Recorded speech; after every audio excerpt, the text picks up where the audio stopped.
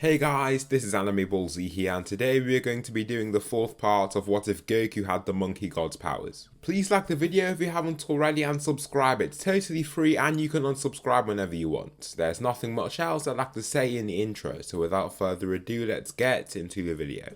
Slick talker since a jit. Winter time, all the time, ooh, yeah. Look at the way that I move, swag. Disrespectful and I'm rude, okay. I had cocaine in the school. Kami watches this from the lookout and gives off a selfless smile of happiness, knowing that his time is over. The Namekian collapses, losing his life as well. Luckily, Future Trunks is not dead, and with a Zensu bean, he is revived minutes before he was projected to lose his life. However, with no Dragon Balls, they need to head back to Namek to find a way to revive Kami. During that time, Bulma operates on the fallen Piccolo so that when he returns to life, he won't be the same warmongering maniac that he was before. She also spends time removing the self-destruction bomb within his body. They arrive on Namek in a month and revive Kami. Before then, Piccolo's returned to his usual self, and this isn't exactly a very cooperative, happy Piccolo. However, he is internally grateful for being liberated from that mad scientist's control. Of course, he doesn't say this, but doesn't act rude to Bulma or the others that are present. He remains silent and he has been through quite a lot. He was traumatized as a test subject of Dr. Gero, who saw no value in his actual life. He only saw him as a pawn to exact his revenge on Goku. There's a whirlpool of emotions that he feels, but without someone to really talk to, he bottles them all up and silently flies off. With the start of the 7-year time skip, Trunks thinks he still won't be enough to take down Piccolo in his own universe. He needs a power that eclipses what he has now, and that requires further training. Before he has the chance to think of what to do, he is confronted by his father. He does reveal that he is his son from the future upon being interrogated, and gives his father the request for him to be trained in the hyperbolic time chamber with him. Vegeta is up for more training but doesn't see any need to train somebody like him up. Then again, he knows how strong Gohan is, so if he can train his son so that he surpasses Goku's, that's a job well done on his end. After further convincing, Vegeta begrudgingly gives in, only agreeing to train him if he is strong enough. How strong being strong enough isn't quantified by Vegeta, leaving Trunks very uncertain about how the entire training with his father is going to go. Luckily, the Saiyan Prince agrees that he is strong enough to train with him in the chamber. Vegeta fights with everything that he has to make sure that Trunks can surpass Gohan. At the end of the year, the Saiyan Prince is satisfied with his son's progress, but doesn't say that, of course. He continues to berate his form, power and style throughout the entire year to act as if he is dissatisfied with him. Also, he is quite spiteful because Trunks turns out to be superior to him in strength. Trunks has acquired the power of Super Saiyan 3 after seeing his father achieve such a power. Vegeta has learned to put his ego aside a lot more. This is what he had to do with Trunks and Bulma instead of just being totally invested in trying to surpass Goku. However, the sense of inferiority he feels is always at the back of his mind. Future Trunks, even after this year, doesn't feel strong enough. This is where Goku comes in. He saw what that arrow did to Piccolo and decides to hand Future Trunks one. If he just stabs him with it, it might have a similar effect. Future Trunks takes the chance and returns to the future, happy to see that Goku's theory was correct. Upon first encountering Piccolo, a single stab from the arrow leaves him gasping for air like he's suffocating. The divine arrow kills the Namekian in one blow. Now what comes is the following 7-year time skip. During this time, something special happens between Goku and Vegeta. With Goku not dead like in canon, there is a brewing sense of rivalry between them. Vegeta goes through quite the improvement in character during this time. From what he observes, there are two options for him going forward. Either he sulks in his inferiority and continues to be arrogant and trains alone, or he can capitalize on the other stronger Saiyans that surround him, then train with them to improve his own strength. The fact that Vegeta frequently sees Gohan and Goku training at the start of this time skip makes him think differently about isolating himself from them. Now, this doesn't mean that he doesn't have his sessions off-world where he chooses to train on his own. However, he starts opening up to them in the form of training to try and improve his own strength. Gohan also continues his training from seeing how strong he is. Due to inheriting some of Goku's characteristics hailing from Hanuman G, he feels a greater desire to protect those who cannot protect themselves. This leads him to continue his training alongside education. With this split, Gohan sees a great improvement in power and accesses the power of Super Saiyan 3 soon after. The three Saiyans constantly grow in strength, challenging each other whenever they can. Goku and Vegeta's rivalry grows surprisingly friendly as they are just around each other a significant amount. During the latter half of this time skip, somebody then starts training alongside these warriors. Piccolo. It turns out that he is very powerful as an android and does lag behind the others when they use their Saiyan transformations. When they use lesser forms though, he can be a challenge for them.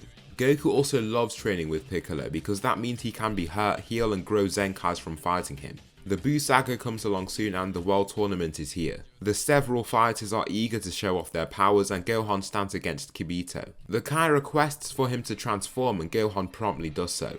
A much more seamless transformation, he enters Super Saiyan 3 and ends up breaking apart large portions of the arena. Suddenly he is assailed by Yamu and Spopovich that take a very large portion of his ki. With Gohan being substantially stronger, they look delighted to see the meter on their little device soar way past what Babidi instructed them to bring along. The other Saiyans are shocked by the events that have transpired and follow right after the fighters to see where they're headed. Gohan is given a senzu bean to heal himself and follows promptly after. Arriving at Babidi's spaceship, Dabura arrives and shoots spit at the likes of Piccolo and Krillin. With both fighters being levels above the power that they previously had, they sidestep to evade the incoming saliva. In that same motion, Piccolo extends his arm and shoots a quick fire special beam cannon. The attack does great at damaging those stronger than himself, and he has added further refinements to the attack over the years. The attack pierces right through the demon's chest and kills him in a flash. He drops dead before he even has the chance to go on and kill Kibito. What do you think is happening here, Gohan asks, with his arms crossed. I don't know, but I feel like there might be a strong fighter for us to face, Goku says, smiling with growing excitement. I heavily doubt that, Kakarot. When have we ever met somebody that matches us Saiyans, Vegeta asks, pridefully. Piccolo gives him a glance, and even though he has stood several tens of meters from him, his keen hearing means that he heard him say this perfectly. Anyhow, they head into the ship and take down the very weak foes that they meet. Upon reaching the bottom level of this mysterious spaceship, they are transported out of it right away.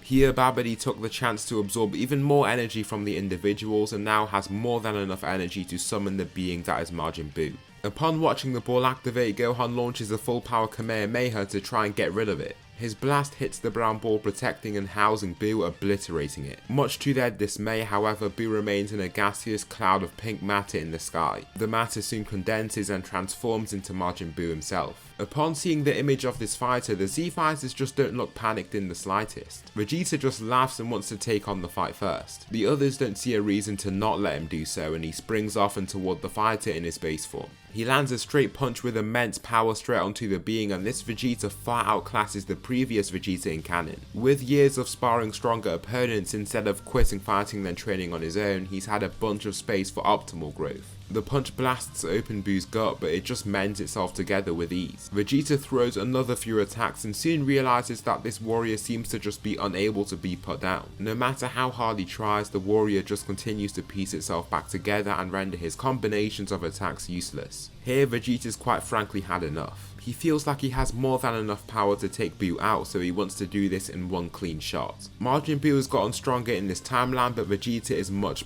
stronger. The Saiyan transforms into his Super Saiyan 3 state and blows away the likes of Babidi with his pure strength. His transformation isn't as long, but just as explosive as the transformation of Goku into Super Saiyan 3 in canon. It's felt across the earth and he makes the surrounding area rumble intensely. He can make this transition into Super Saiyan 3 more controlled and calmer, but Vegeta is looking for complete flair here. He doesn't care about controlling his ki and maximizing his endurance. He doesn't think he'll be in this form for long anyway. Vegeta extends both his hands and the others know exactly what he's doing. With Vegeta's Gallic gun superior to Goku's Kamehameha wave, I believe this blast is much better than that technique as well. That here's the final flash. Golden energy cloaks his hands and Majin Buu just laughs upon seeing him do this. Eventually, after far too long, Buu gets the initiative to try and attack him, but Vegeta shoots off his massive blast. The force behind the blast makes the ground crack under his planted feet and Buu is destroyed in this golden blast of electricity and energy. The spectacle is fascinating for the Kais, who never thought Saiyans had the capability to reach this level. Their eyes are wide open as they incredulously watch Majin Buu be shredded apart even at the molecular level. As the blast fades, the surrounding area has been razed to the ground and not even a little blob of Buu remains. Like Kid Buu's fate and Goku's devastating spirit bomb, there is no coming back from that damage. The being is gone for good. With Babidi frightened and struggling to think of options, he attempts to escape only to meet the invisible laser beam of Shin. His eyes light up with ki and the magician receives a fatal blow straight to his chest, being killed just like that.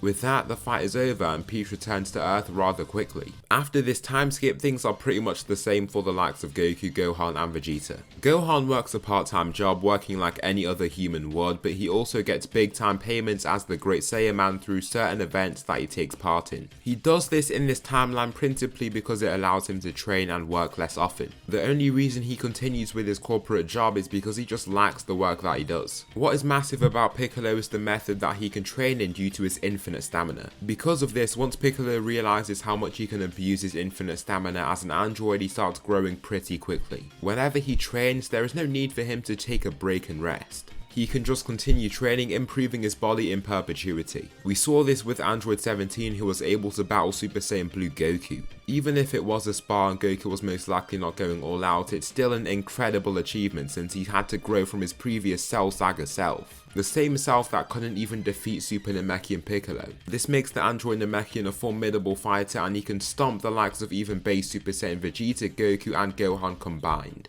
The several years pass and Beerus wakes up from his crazily long slumber. Dreaming of the Super Saiyan God, he arrives on Earth in a similar fashion but doesn't stop off at King Kai's planet this time. This is because Goku isn't training there. He arrives and meets 4 fighters training together in a rocky wasteland. They can see smoke emitting from several rocky hills and boulders around them. This is basically the group's training ground. They can let off powerful blasts and train to their heart's content. They can do all this without worrying about affecting other humans on the planet. They just make sure to keep themselves alert in case there's some hiker or something in the area. At this point, Vegeta embarrassingly just remembers that it's his wife's birthday party and gets ready to leave with the others, but he then sees Beerus land in front of them. Oh wow, it's the son, Prince Vegeta IV.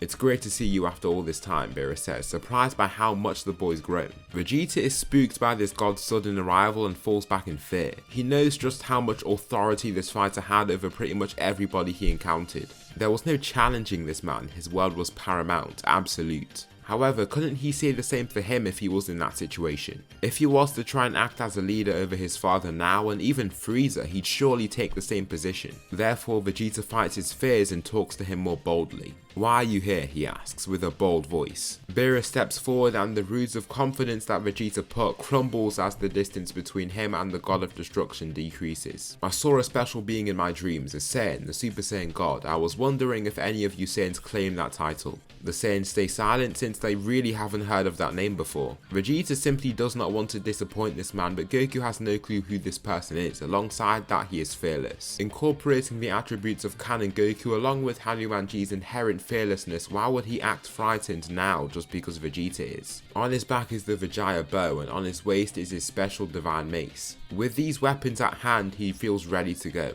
Oh, he looks a lot like a cat, Goku stupidly says, catching the attention of the others who are stood there. Where is your respect? Vegeta says through his clenched teeth. It's not a bother, Vegeta, it just seems that he doesn't know how to address a god when he sees one, Beerus replies. I give my deepest apologies, Lord Beerus. Anyways, I regret to inform you that we do not have any knowledge of the Super Saiyan God.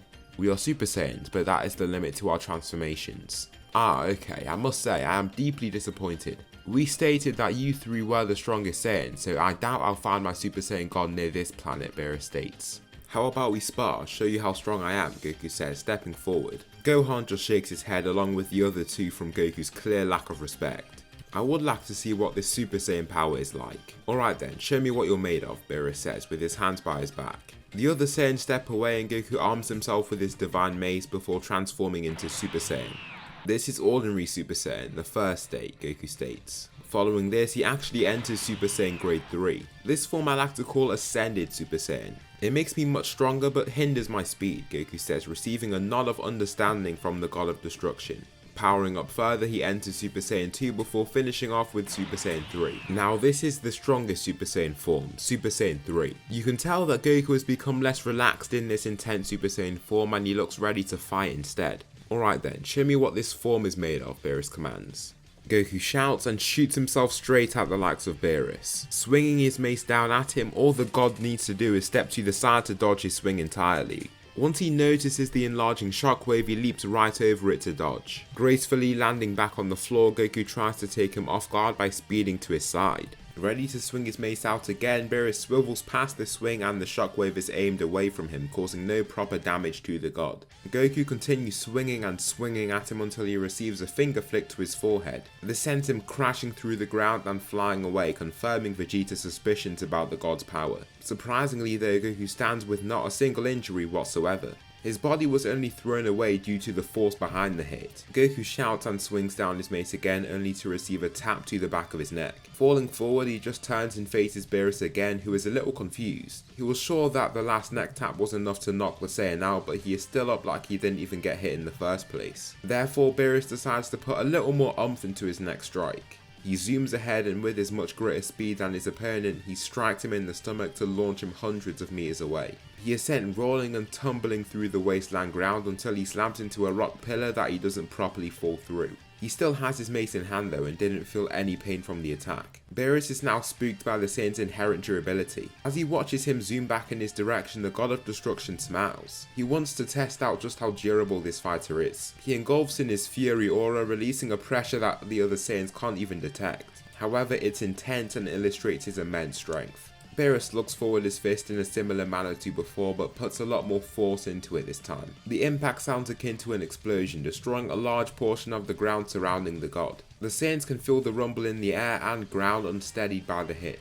Goku is launched into the sky, but he grinds himself to a halt and dives back down to land in front of Beerus, unbothered by his assault. What is this Whis? I hit him with enough power to even make Champa feel it. How has he incurred no injury? It's odd, but this Saiyan possesses a unique sense of limitless durability. Only certain types of individuals can cause him pain and injury, and you don't seem to be one of them, sir, Whis explains. Beerus can't help but smile upon hearing this, but he doesn't believe this at first. How could somebody just be unable to be hurt? His durability might be very good, but he believes that he has what it takes to make this warrior draw blood. As a result, he crouches down and begins powering up at a level never seen in the actual series. His shout is powerful and frightening for the spectators, except for Whis of course. After they've lived together for eons on end, this is an event he's witnessed innumerable times. Shooting himself toward to attack Goku, the ground shatters from his force and speed. None of the mortals even perceive his movement and only witness Goku flying away into the sky. They didn't even see the attack land, it was that fast. The punch still inevitably causes him no harm once Goku returns to face him. Goku swings his mace wildly once again, only to see that Beerus is far too quick to be hit by his petty strikes. Stop, mortal, it doesn't seem like our fights will amount to much, Beerus explains, causing him to drop his mace. Your power is quite fascinating, you're much weaker than I, but you can take any attack I throw at you, Beerus says, looking in shock at the Saiyan's body. He just wonders what it's made of to take attacks from a person much more powerful than itself. It doesn't seem practical for Beerus to be able to try and fight Goku after what he's seen and heard. If Goku really can just take on any attack, it doesn't matter how strong he becomes. Even if he manages to achieve the Super Saiyan God form somehow, he won't actually be able to do anything to injure him. Here though, Beerus and Whis follow the group to Bulma's birthday party and try out the amazing food that they have on offer there. This time the event is much more peaceful and it's just like they have more guests. Of course, it's not like they had a choice in the matter, but still. Goku's invincibility has almost mollified the warrior and he seems much more invested in eating literally everything in sight on the cruise ship. Beerus isn't believing of Goku's strength and has been given a new reason to actually take training somewhat seriously. I mean, Beerus does not seem like the most disciplined person, but since he's managed to grow to that level of strength, I'm sure he can get some good training in. Now the Saiyans are picked up by Whis for training right away. He sees great potential in them and Piccolo follows along with them.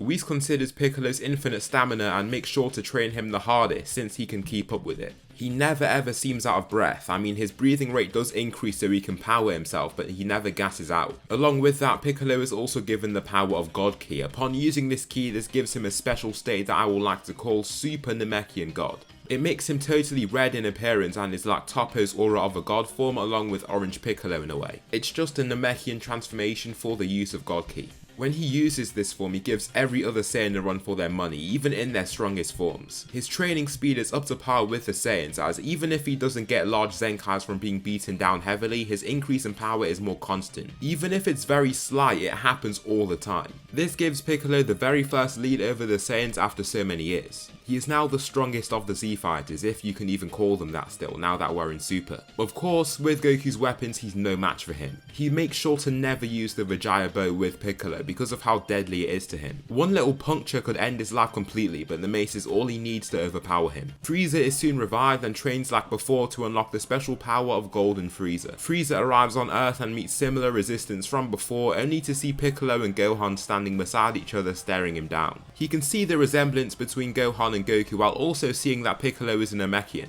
Ah, the son of Goku, I presume, alongside a Namekian. I'm surprised that you people still survived after my father's incursion, Frieza says, approaching them with his pod. I know nothing of such an event. I have never been to my home planet. This planet is my home, Piccolo replies boldly. Frieza, upon approaching him, can see the metallic synthetic finishes to his body. He doesn't think much of it and continues talking. Anyhow, I don't believe it's smart for you to oppose me now. I am not even here for you both, I am here for Goku, Frieza explains. As he says this, Goku walks from behind the duo that stand before him. If it's me you want, then fine. I'll never step down from a good fight, Goku says, making his stance. His mace and bow jiggle from this sudden movement and Frieza now sits face to face with Goku. They stare each other down, both fearless. They each have gone through some intensive training and feel like they can overpower the other. However, Goku is clearly closer to the truth than his adversary. Frieza leaps out his pod, then transforms into his final form, shocking the likes of Goku. This is the power I was hiding before you took me down. You defeated me when I was using a mere sliver of my power. That doesn't matter. You still can't hurt me and you're not strong enough to stop me hurting you either. Frieza then remembers the odd abilities of this Saiyan as he says this. It seems like his body cannot be affected by damage of that manner. Even the use of his death beam would be useless against him, possibly even in his golden form. However, Frieza doesn't know that Goku is totally invincible. The concept of being an unbreakable wall in a sense isn't a very easy concept for the likes of Frieza and Beerus to get their heads around. It just doesn't make much sense at all really. How could someone be totally invincible? Anyways, Frieza's base strength has also climbed tremendously. What's a sturdy fighter going to do to him now? Frieza shouts and begins the battle in style, throwing a flurry of punches at Goku. Upon beginning the assault, the others can immediately tell that Frieza has gotten stronger. They were expecting this to be a complete wipeout, but it isn't quite the fashion that they expected. Goku grabs Frieza's extended arm, then taps the fighter on his neck. The force behind the tap makes Frieza stumble away, coughing blood from the initial contact. Goku is levels above the canon version of himself by this point.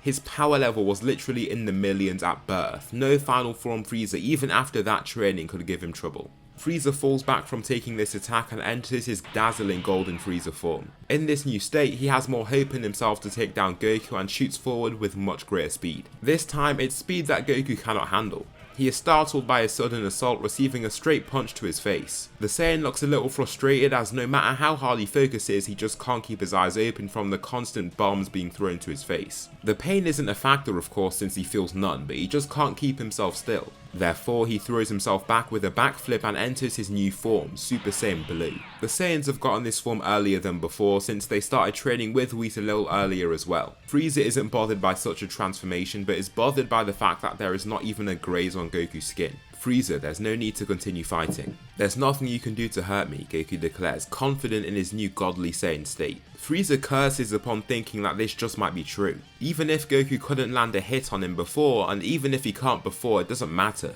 If he can't injure Goku no matter how strong he is, what is the actual point of fighting at all?